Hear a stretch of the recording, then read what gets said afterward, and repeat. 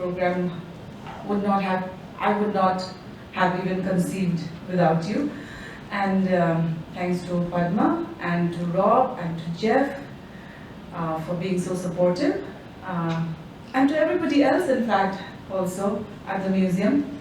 I think it is good to start, since today is a very informal session, by Padma and Jeff. You just raise your hand and introduce yourselves, and other curators and everybody else besides the artists, just raise your hands and introduce yourselves so that everybody is familiar with each other, and then we can have the artists present after that. Thank you all. In the list with the small description, bio description about the artists that I had sent you all, I had cared to mention the year that they settled in the US as well as their academic credentials. That was because so that you can contextualize their artwork based on the environment and the situations that they were made at that time and they are still being made, so that we all have a better understanding of their artworks. And now I will call upon Dinesh Charan Shrestha.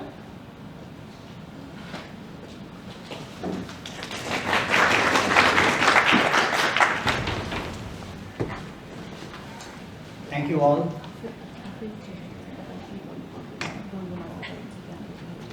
So I'm very happy to be here, and thank you for all curators and the museum and herself and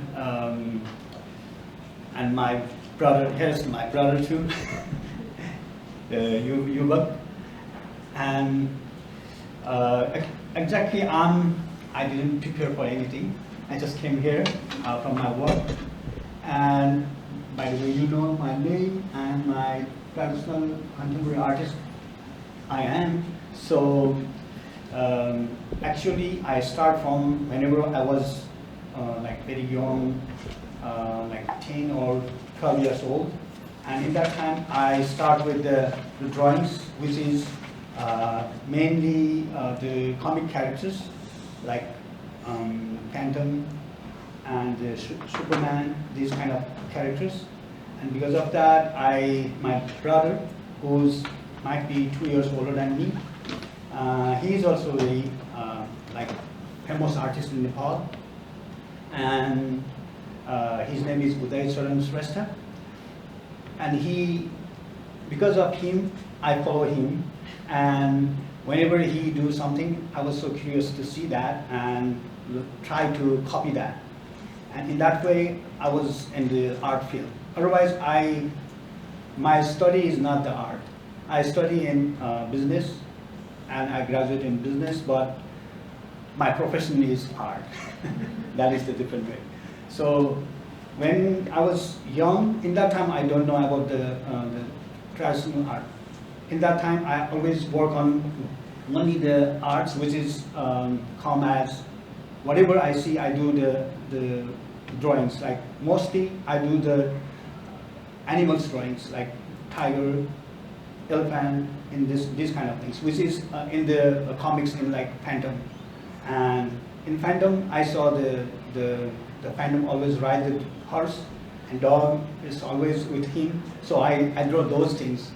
And after, like, maybe it was like when I was eighth grade, my brother was like went to the school where they can get the stops like for the art materials. Yeah, so in that way I work on the paintings. And this is the painting which is called Hey Bajul Nairatma.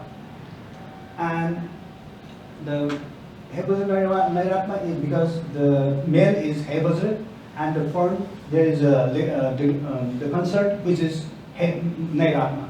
That's why it's called Hey Bajul Nairatma. And you can see the detail words there.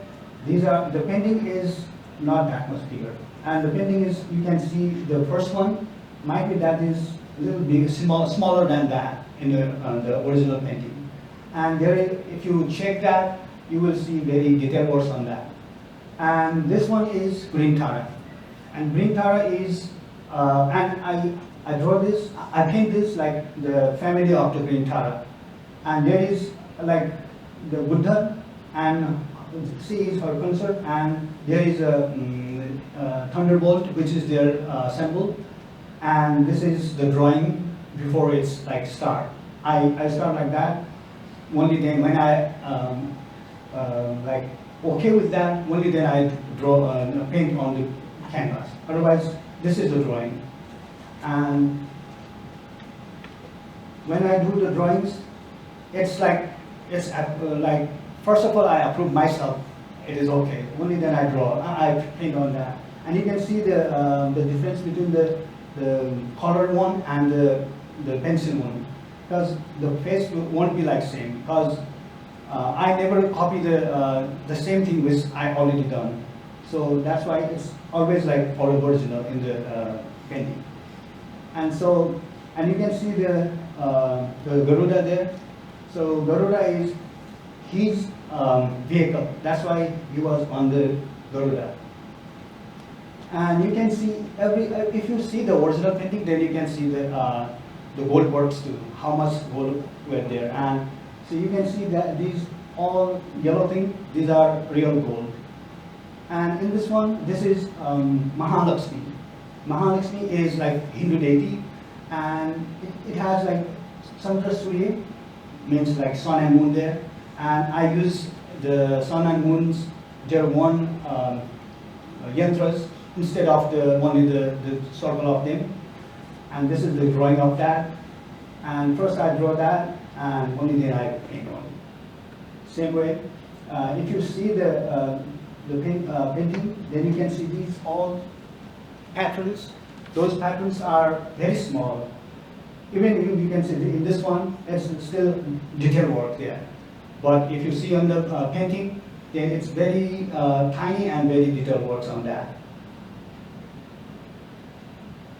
And that is a chapu, we call chapu, and it is like called, it was disappeared from the art because of the, there is no any truth left in this art. That's why he's disappeared from there. And there are like two kinds of stories on that, but it's small time to explain, so I can't explain on that. Okay? So these are sun and moon, which is the yantras, and I did these by whatever I see in the book, I just draw that way. So this is the Garudas. Garudas always like Vishnu's, mostly Vishnu's vehicle. But in this one, the Lakshmi, Mahalakshmi also carried by the two Garudas. And that is the yantra, which is Mahalakshmi's yantra. And she is appearing from there, and these two Garudas holding her. And this is Annapurna. So Annapurna is like deity of the food or any like to survive the things. She gave us that. So this is the drawing of that, and mostly people are, if you see the Indian arts, then you can see the Buddha.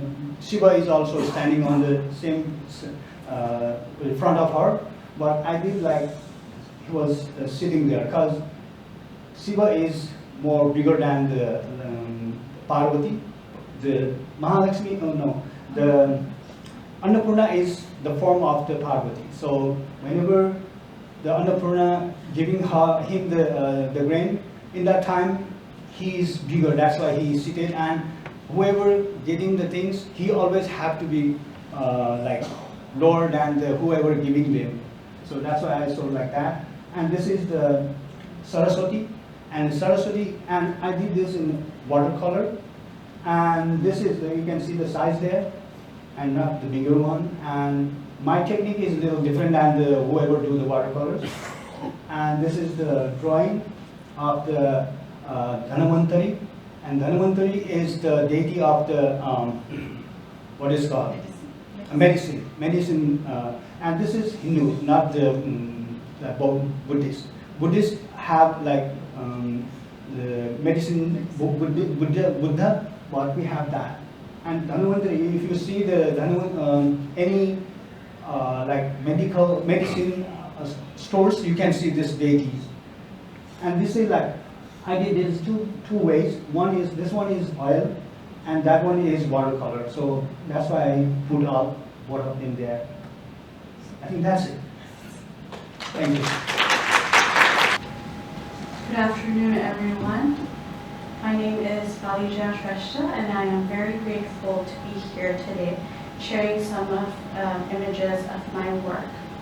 I'm going to briefly be talking about my work while the images run through the deck.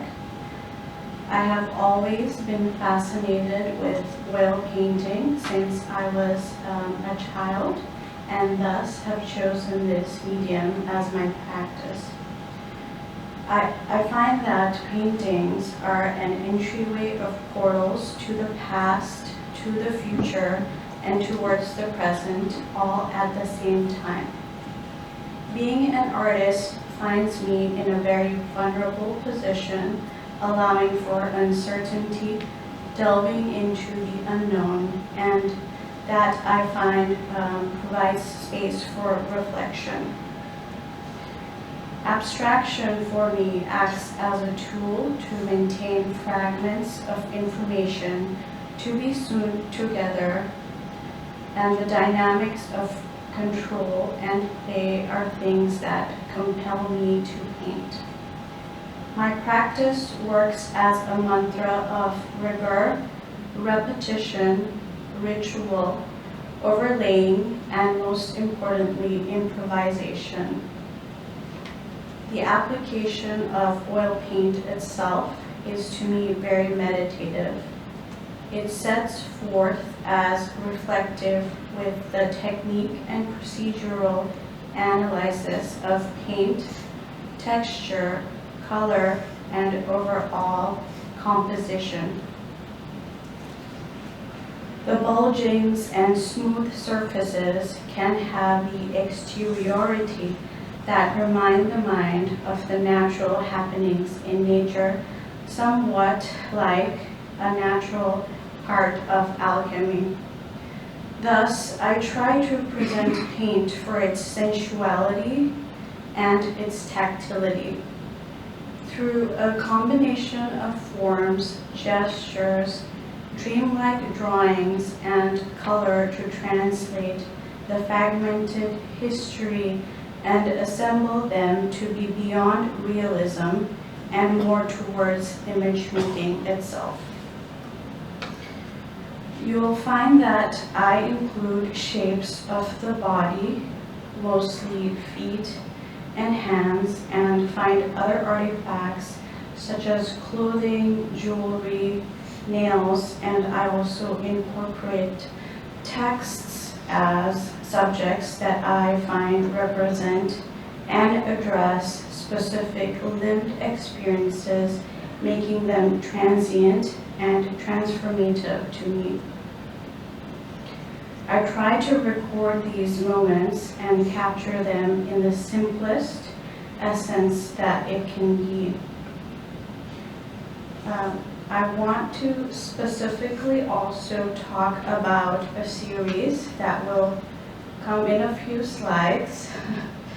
It is called Tiki Chala Soyabali, which are 5 paintings on linen that, as the title suggests, and many of you might find familiar, are in my native tongue, Newari.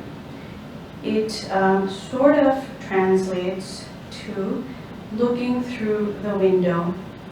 And I'm sure I probably butchered saying that in Newari, so my apologies. I have always found my paintings to be portals, as I said before, and in this case of this series, I am presenting windows. I find that looking through windows evokes contemplation, gratitude, longing, and even consolation at a time of grief. The 5 paintings pertain to 5 spiritual elements in my inherited culture. Those that can be named are earth, water, fire, air, and ether or space.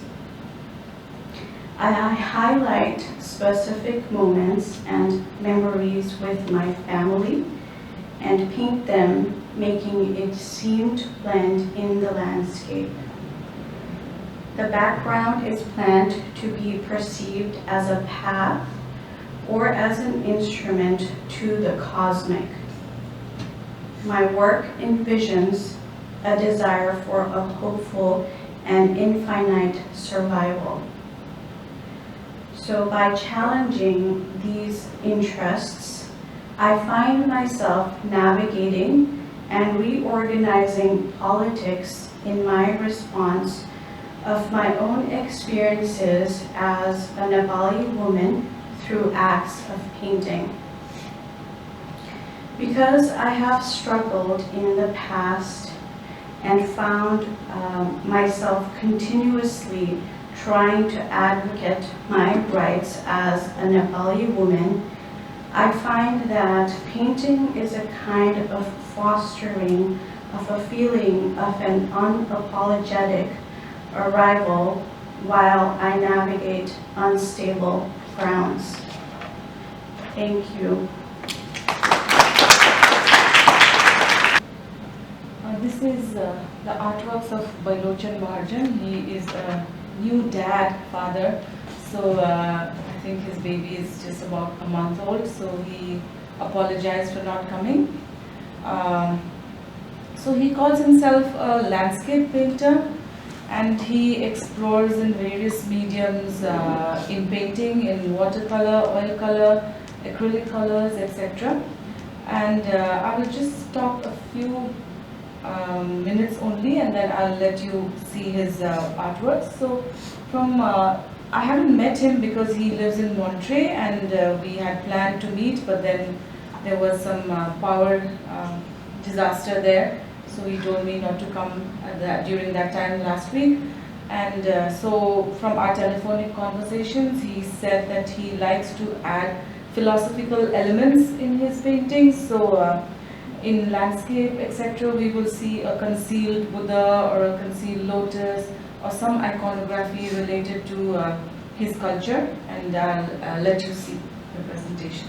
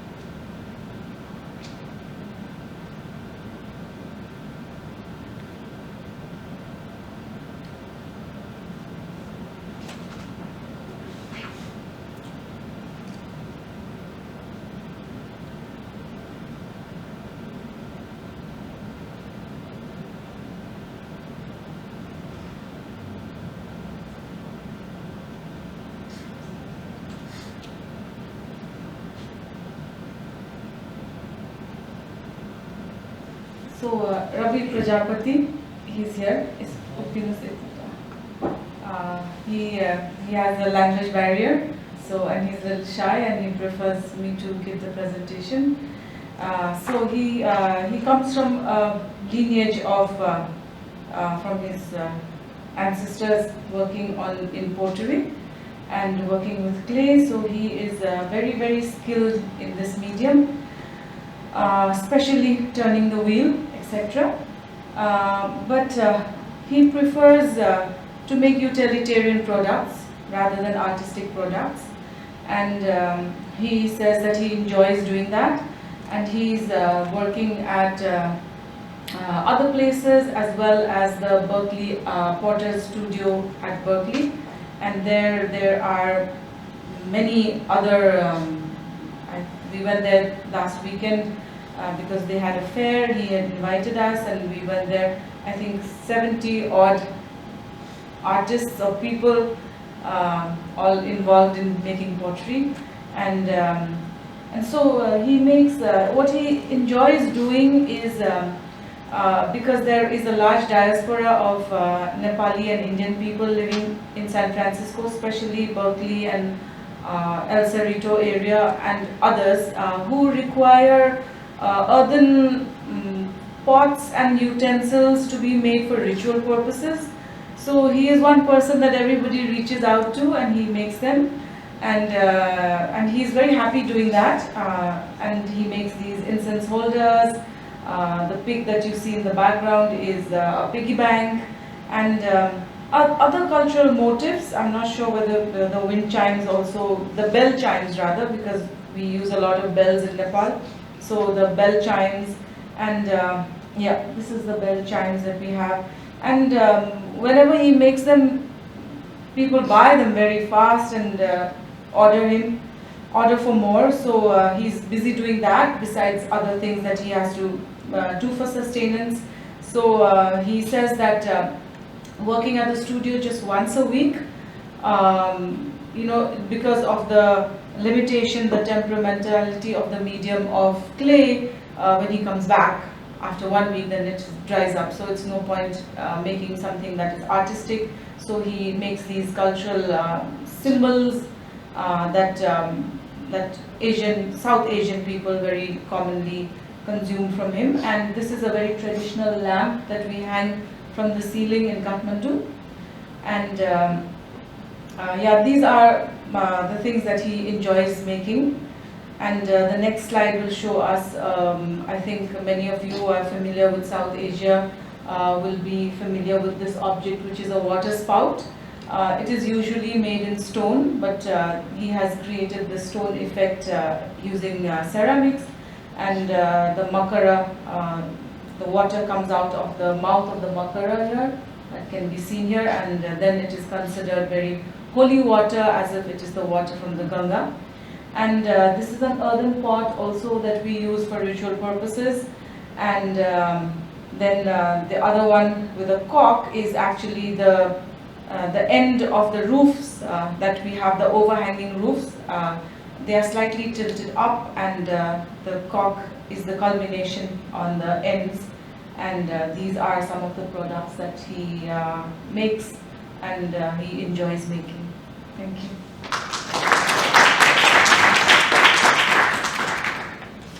Hello everyone, I'm very happy to be here today.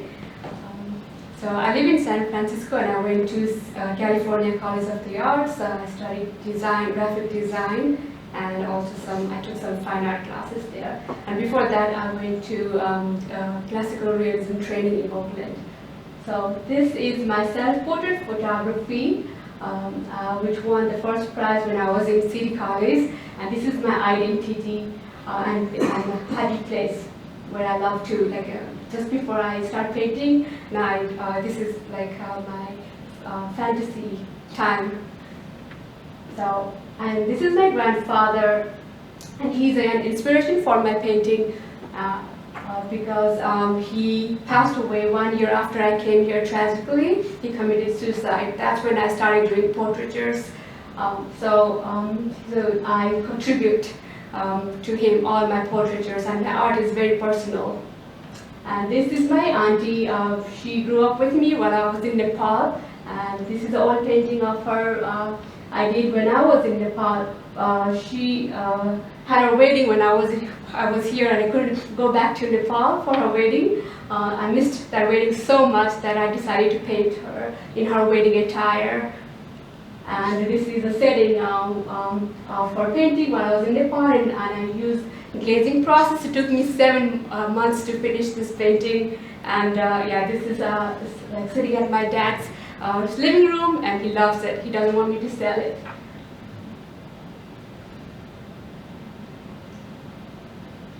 And yeah, so after my grandfather's death, I was also exploring Buddhism, and I was yeah, so exploring spirituality and learning what impermanence means, what death means. So this is a still life I did. So of a broken Buddha with a flower as a symbol of hope. So, yeah, there's a hope in everything. And this is my self-portraiture, which was sold instantly, which gave me more hope that I can be an artist. So since then I have been doing a lot of self-portraiture because I find myself as a best model. I don't have to pay the model. I can just look in the mirror and paint myself for hours and hours.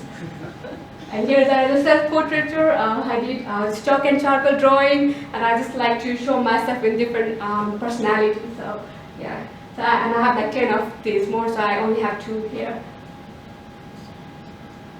And this is Wendell Pierce. He's my very good friend, and he's a Hall of Famer in Oakland in tennis. And he supported me while I didn't have money to, it's very expensive. So he let me stay at his house, and I did his painting. And since he's a Hall of Famer in tennis, he loves publicity.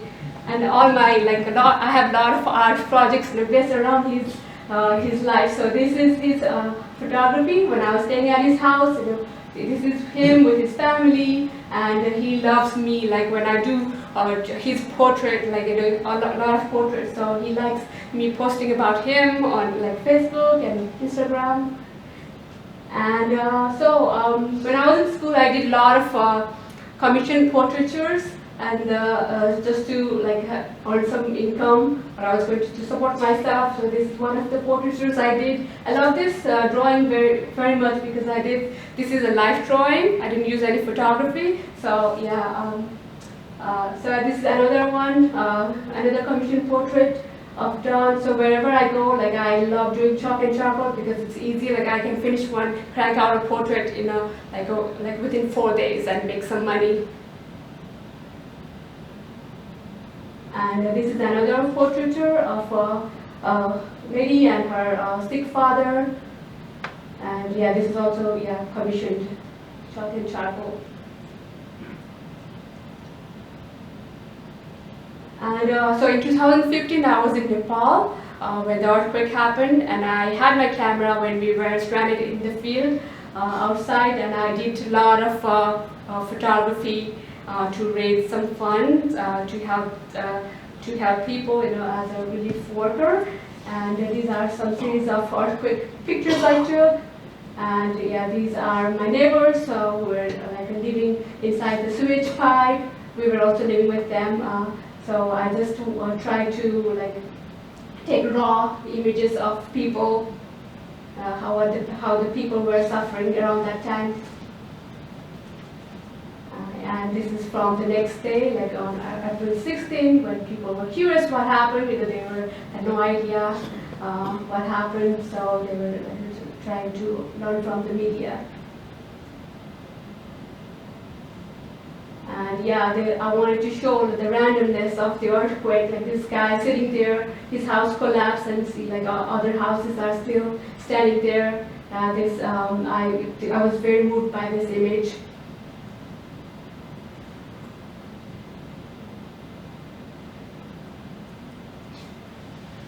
And after I came back to the United States, I started painting some of the portraits of people from the earthquake. So this is from a photograph of a lady who was looking up during the earthquake. and I saw, this can make a very good painting because it's called Being There Before, because she has seen a lot, and she's like hopeful, and she's just not worried like other people. And this is also another painting from the earthquake. Like this guy is holding a key, to his house, which was already like damaged by the earthquake. Yeah, that's all for me. Yes, thank you, it's terrific, and thank you so much for this opportunity. And I'm so happy to be here and thank you for letting me introduce you about myself and my art. Thank you. So this is Paramesh Adhikari. He is, I think, the senior most artist in the group here, and till now that I have met, whether virtually or telephonic, met through the telephone. So he calls himself a conceptual artist. He actually did his BFA, MFA, as well as a PhD in art history from Banaras Hindu University in India. But he came here to California as an artist, and he joined design studios and made lots of prints. From what we see, he specializes in different kinds of printmaking. But right now he is not practicing art, and from what I had heard about him, I had known that he is quite senior. So when I spoke to him on the telephone, we had a long conversation, and he sent me these images that I compiled into the presentation, and then he said, like, yeah, my artistic surge is still very active and very living in me, and right now I'm into real estate, and I think he's used the word thought, that I will get back to art when I'm 50. And I was like, 50? I thought you were much older. And then he laughed, and then he said, I'm 65 now. So that was a nice way of telling me that he's going to start again soon. So I believe he's building a studio right now, and he said by Jan it will be complete, and he will invite me to stay at his studio and introduce me to his new series of conceptual art that he is going to start very soon.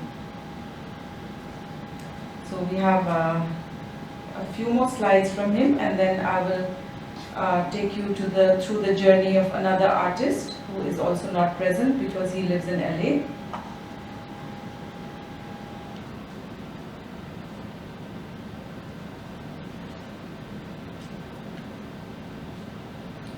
So in many of his prints we can see Nepali paper, printed on Nepali paper. Nepali paper is something that is made from natural fiber, and it has, while in the process of its making, some natural chemicals are added that are insect repellent, and therefore they are very nice textured paper which have a longevity, a very long longevity of 200 and 300 and 400 years, and artists love to explore that medium. So he also has explored it here. We can see in this last slide, and I think many of the artists here as well have done so. So this is Subodh Ghimire, and for all the curators at the museum, I had already sent you a small blurb about him. So he is just a self-taught artist. His background is in the police, in the intelligentsia of the police, in the CBI. And but he was interested in art from a very young age because his mother pushed him to paint and took him to great masters in Nepal from his childhood. So he was very much involved in the art scene from his childhood. But he did his job as a police officer, and during his training at different places all over the world as a police officer, he always made time to visit galleries, museums, meet people, meet artists, and also sneak in some time to learn and do some art classes wherever possible. And while speaking to him, it was so amazing that he said that For his master's thesis, he studied peace and conflict. He chose to do his master's thesis on an artist's series of work reflecting peace and conflict in Nepal. That is Kiran Manandar. He is one of our senior artists. And we can see a lot of influence of Kiran Manandar in his paintings. So these are the kind of works he does. He had a gallery in LA, but due to the pandemic, he had to close it down. And he says that when I visit him at LA, then he will take me around and show me other places also involving wherever his artworks are. He also exhibited in France, and he was telling me that the French people, art is imbibed in them since they are born, about the French people. And he said it's not like that in America. So I don't know what that's supposed to mean. So about Nepalis, I think we are in between America and the French, because we are also born seeing a lot of art, because our altars, our ritual places, our temples, everything has so much art everywhere, but then we tend to take it for granted, and we forget the importance, the value, and the essence that it adds to our life. I think so. We come in between the French and the American. So I didn't mean to offend anybody. I hope so. I haven't offended anybody. So that was what he said, not what I said. So we have a few more slides from him. He says that he enjoys the spontaneity of the brush, and he wants the brush to express the emotions in the mind of the artist. But then he says he also likes to do conceptual work for which planning is necessary. So therefore he is caught up in that dichotomy. And yeah, these are his works. And from his website, I noticed that he had encouraged his daughter also to learn art from a young age, but now she is doing other things, he said, but sometimes practices art. But I think his wish to make his daughter an artist was not fully fulfilled, partly maybe.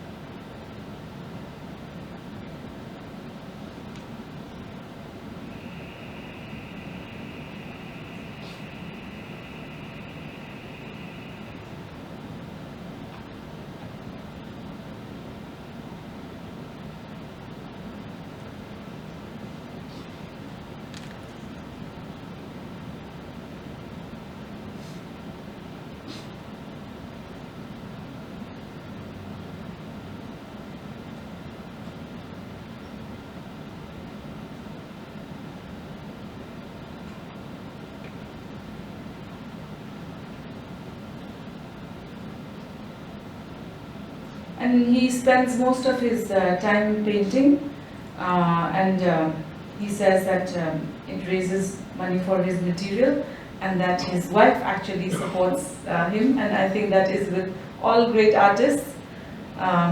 they are supported when they start working full time as an artist.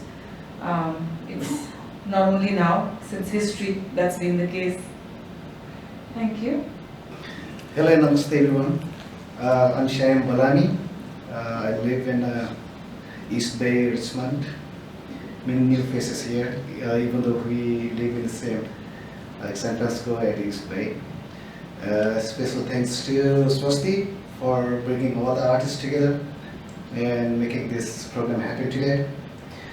Talking about me, I studied paintings and did bachelor's degree back in Nepal, and I have been living in the US for like 10 years. I was more active before the pandemic, more active in the paintings, and then in the pandemic time, I started switching a little bit towards the videography and photography, and ever since I have been photography and videography and photography and videography in weddings and stuff, especially. So that's my that's the thing that I do apart from the paintings. And my paintings, talking about my paintings are very vibrant. I love to play all kinds of mediums and colors, and I love the texture on my paintings, especially. I don't have to explain much about my paintings, as most of my paintings are all about the portraits and the landscape.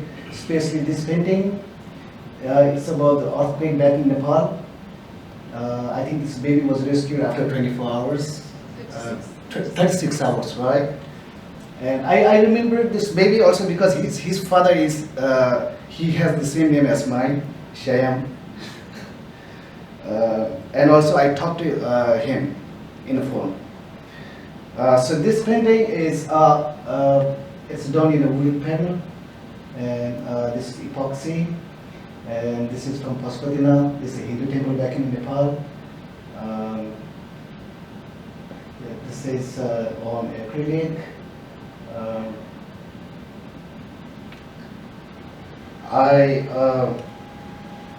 I'm also working on my new series is based on some traditional and some cosmic energy merging together with the different materials, which I have not, I haven't included any of those pictures right now, but I'm still working on it. And this is again of the landscapes back from Nepal. It's very simple and nothing much hidden inside my paintings. It's all about the textures. That's what I enjoy to do. A lot of textures on my paintings actually. I use the airbrush, I use acrylics, I use oil at the same time on the same canvas, and to create this kind of texture, it's all first I use the acrylic paints, and on the top of that, when it's wet, I use the plastic on the top, and then keep it covered with the plastic for like more than like 12 hours. Depending on the type of the paintings. This is all the acrylic paintings, which I don't have right now. I already sold it.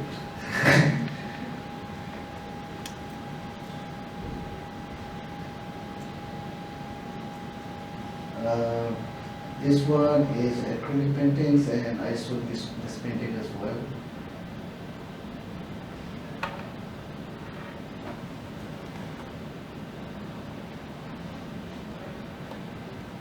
Most of my paintings, I sold most of my paintings, I included here, and I also love to do, I'm planning to do the art on the furnitures, which I did before. I'm thinking to restart it again, like all the tables and the coffee tables.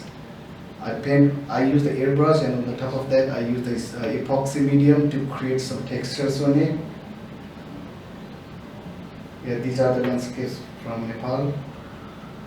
These are old paintings actually.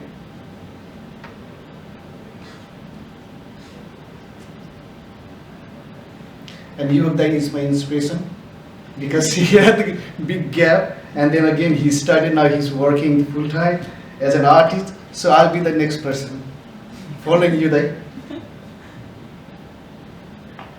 Yeah, I think that's it. This is the last one. All right, thank you so much, everybody. Good afternoon, everyone. And so always have that kind of stage fright a little bit when I talk. So I have a little issue to tell you about how I am here, because when you said that, I thought that's more important for me than anything else. I think that's the struggle how we here from living in Nepal and coming to US. So bear with me. And I'm not a native here, so that's why my English is also not that good either. So I've written down something. Embedded with the history and art in Nepal, so I want to follow that. And thank you, Swasti, for inviting me. So my journey in the art began in 1989 when I joined the Lalit Kala College in Kathmandu, Nepal.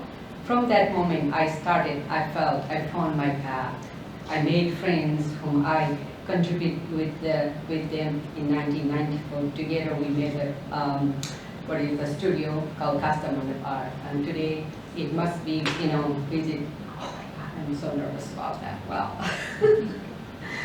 Yeah.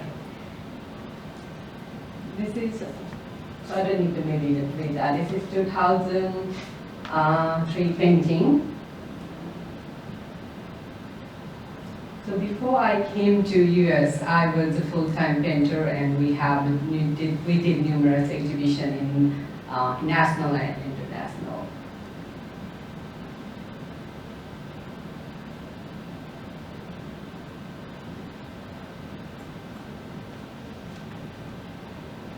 Oh my God, I really have a stress fright. I didn't know that. Okay, I'm just going to read, okay.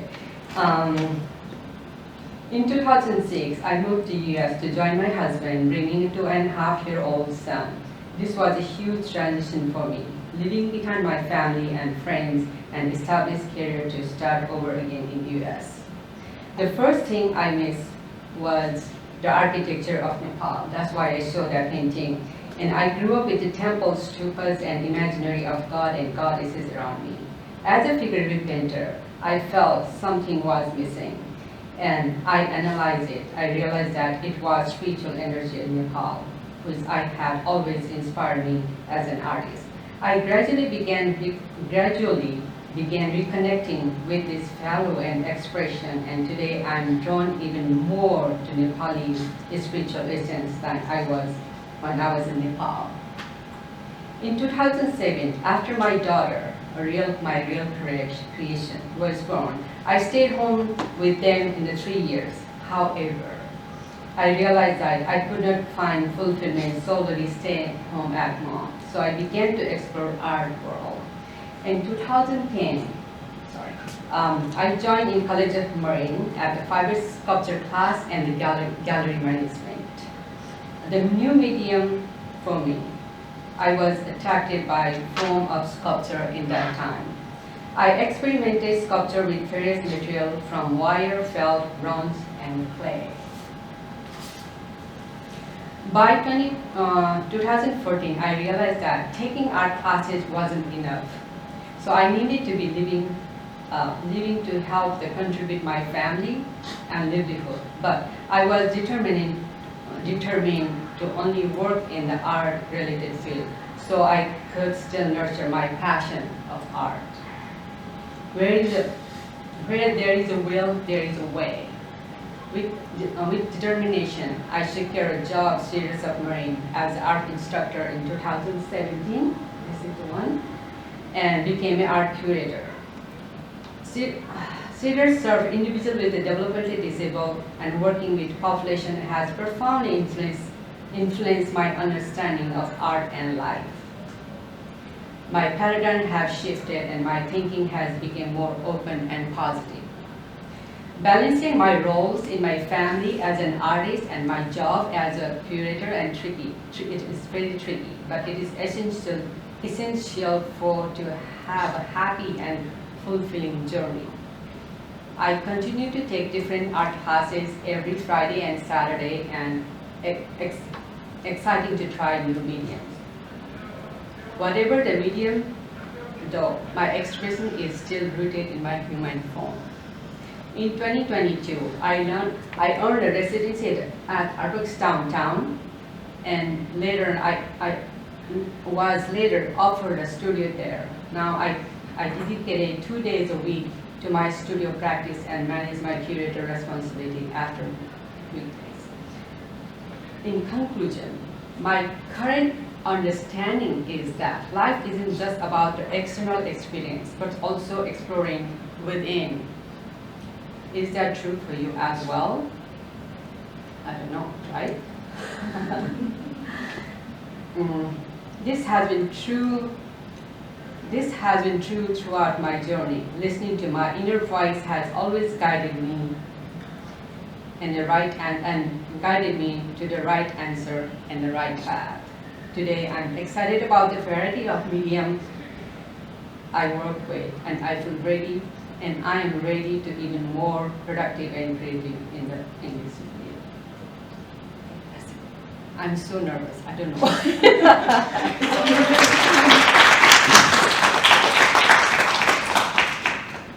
This is my studio. I'm not used to this kind of conversation, so I'm very. Thank you so much.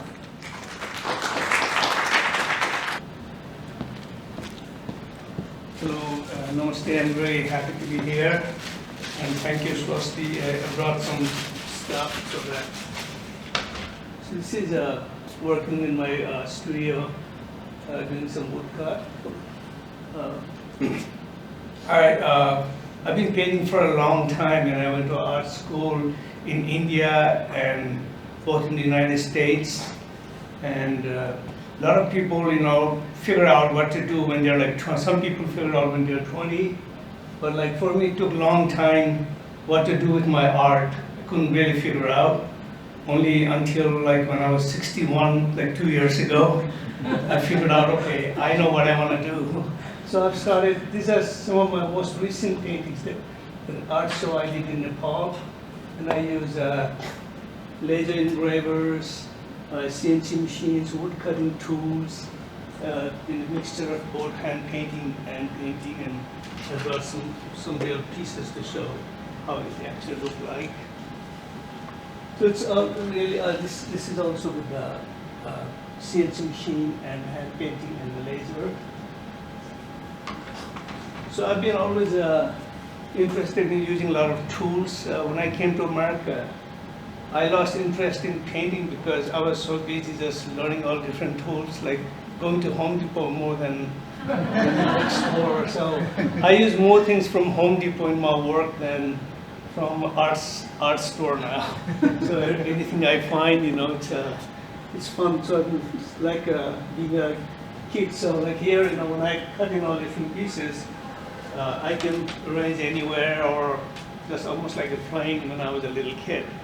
So it's been a fun experience.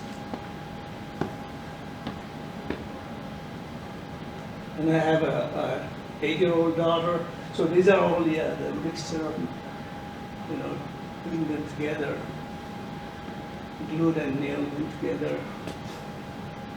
So you can also paint over it. It has tactile feel to it. Here. It can be thick too, or thin. This is my experience of being a child in Nepal. So it's a folk singer in Nepal, the king in Nepal.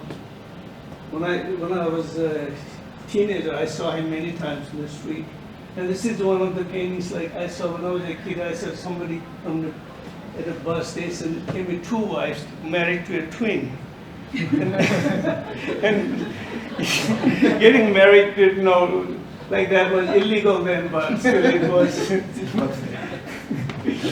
So that's so this is my studio, and in the back I've been in a lot of big paintings for restaurants and stuff to support my art. And in the meantime, the show I did in Nepal, I had to do small pieces because I took everything in 2 suitcases. So it has to be small and fit and light. And this is one of that painting I started almost 13 years ago, but later I decided to just cut it, and then I took it to Nepal because I didn't like it for a long time.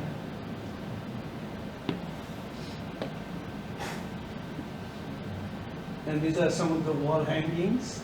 It's got woodcut and sewing and hand painting all mixed together.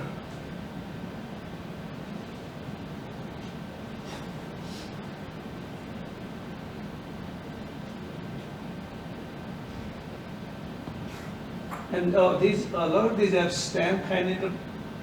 The thing is, when I was a kid, I really liked stamp, and I never saw a stamp of ordinary people, shown. Most of the times it's either kings, queens, or national emblems, and so I just thought these are not real stamps.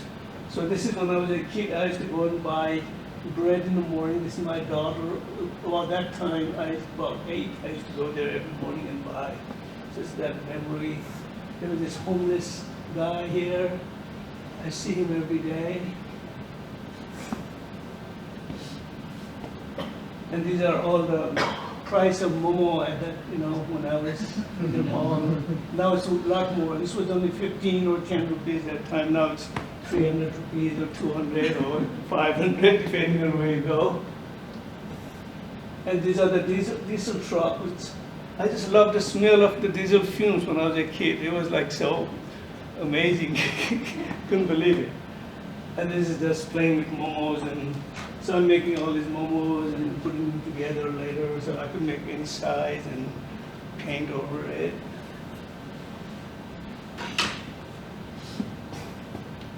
Also, this was when I was a kid. There was the government made a rule that taxis should have the tiger pattern. And so they, for like about 4 or 5 years, every taxi had tiger patterns. And this is in CNC, and this is in laser. And this is just I also like to play with like this very fluid. This was an unprimed canvas with a wood oil stick.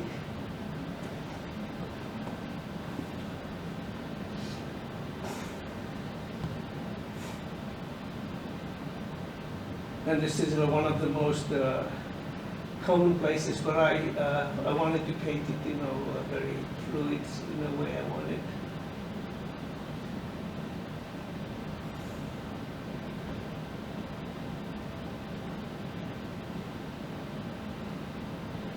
Yeah, this is a large painting. This is my living room now. This is the kind of thing I used to see in dream for a long time I used to see dream like this. Up beyond of Nepal, so that's why I painted like this. Almost those kind of light and shade. Thank you.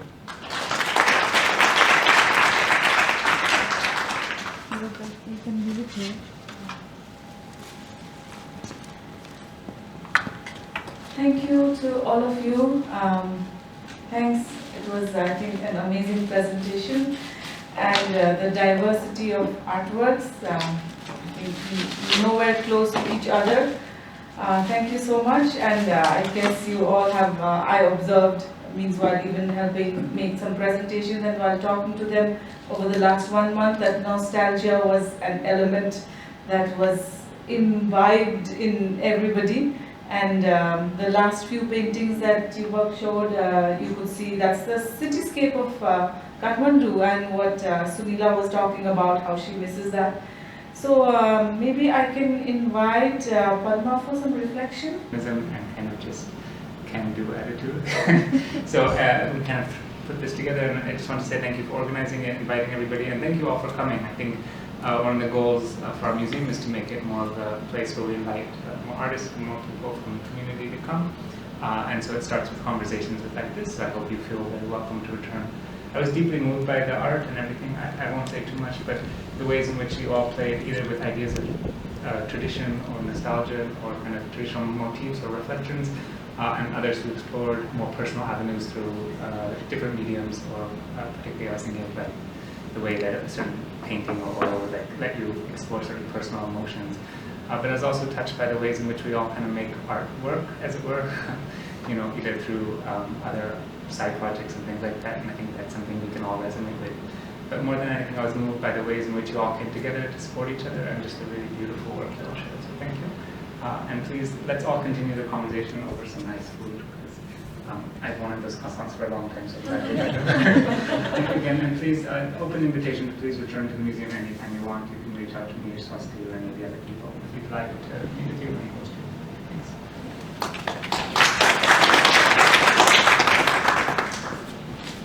Hi everyone, I'm Danielle Hobart. I'm the Director of Membership at the Asian Art Museum. It was such a pleasure to get to hear from all of you today and learn more about your art practices. One of the projects that the museum is very proud to have launched recently this year is an artist level membership. So this is a new initiative for our community and a way in which we want to grow our member family here at the museum. So the artist level membership is a discounted version of our general membership program. And it includes one member and a guest every day for 1 year. And we're also planning new member events and opportunities for this level of member to come together and get to know each other. So it's intended not just as